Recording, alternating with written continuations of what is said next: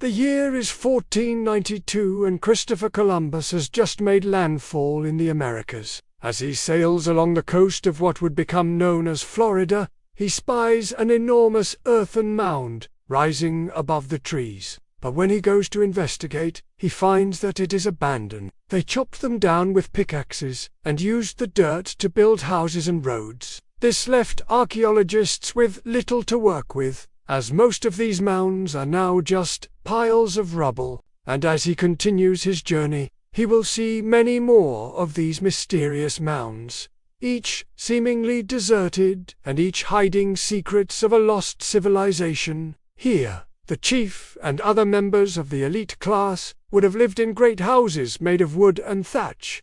But who were these people? But they weren't one single tribe. Instead, we think they were a collection of loosely allied societies united by a common culture and way of life. Below the Temple Mound were 2 burial mounds, where important figures were laid to rest with their treasure and personal belongings. Their society was hierarchical, similar to that of the ancient Egyptians or the Maya. At the top were the chiefs and priests, who controlled the religion and made laws. Below them were merchants, artisans, and farmers, and at the bottom were slaves. Finally, outside the city walls was a conical mound, serving as a ceremonial center. It was here that important rituals and celebrations were held.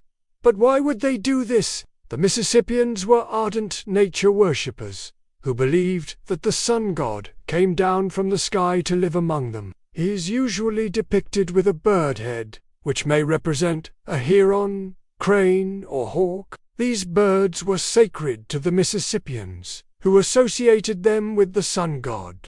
There is also evidence that the Mississippians kept caged birds and released them at festivals, perhaps as a way to honor the gods. Other artifacts include copper ornaments, stone tools, and pottery. It was believed that the mound at the center of Etowah was the physical manifestation of this god. Most of the original 4 mounds have been destroyed by looters searching for treasure. Many of the artifacts found at Etowah have ended up in private collections. Its 4 sides represented the cardinal directions, and its flat top served as an astronomical observatory, allowing priests to track the movements of the stars. This is partly because the city is located near a busy intersection in a residential neighborhood. Another reason is that Etowah is sacred to the Cherokee Nation, and they have fought to keep control of the site. Hi, everyone. Hi there. Number 7. A distant horizon. These mounds have been puzzling explorers ever since they set foot in North America. But for now, we can only speculate about what secrets lie buried beneath the surface. Thanks for watching. See you next time. By the end of the 17th century, they had completely disappeared, absorbed into other tribes, or killed off by diseases brought over from Europe. While many tribes in North America hunted wild game and followed herds of buffalo, the Mississippians stayed put, building large fields to grow corn, beans, and squash. These may be ancestral spirits, or, according to another theory, female deities. Archaeologists have found at least 26 burials here, some containing multiple bodies. Only the elite class could afford to be buried here, but others argue that the creek didn't arrive in the area until much later. Still, the city was certainly deserted by the time Columbus reached the Americas. Commoners were typically cremated, and their ashes scattered in nearby rivers. Some researchers believe that the Mississippians were matrilineal, meaning that women played an important role in religious ceremonies. These treasures tell us that the economy of Etowah was quite prosperous. But this prosperity didn't last. Excavations at Etowah have shown that the oldest layer of dirt in the Temple Mound dates to around 1250.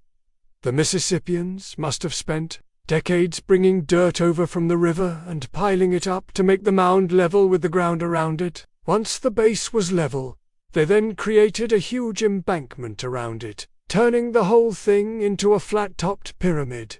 over 75 feet high. They thought that mounds like these were simply the work of earlier cultures, built hundreds or even thousands of years before the Mississippians arrived in the area, and because they were in such close proximity to each other, Mississippian city-states often got into conflict. But they were generally peaceful people. Warfare was rare, although some cities did band together to fight back against those who wished to enslave them. And today, we still do know exactly what they were or why the Native Americans who built them abandoned them. In the 18th century, European settlers started systematically destroying these mounds, seeing them as nothing but an eyesore. One of the few remaining intact examples is Etowah, located near modern-day Atlanta, Georgia. When European explorers arrived in the area in the 16th century, they were greeted by a sprawling metropolis dominated by 4 huge earthen mounds. Each mound served a different purpose, and while researchers have had very limited access to this site, what they have found here tells us a story of one of the largest and most influential Native American cities ever to exist. No. 6. An ancient metropolis. According to oral histories passed down from generation to generation, Etowah was once home to over 30,000 people. The centerpiece of the city was a flat-topped mound that acted as a platform for a large wooden temple. To make a place like this took an incredible amount of effort and organization, and the builders of Etowah must have been masterful engineers to pull it off. 5.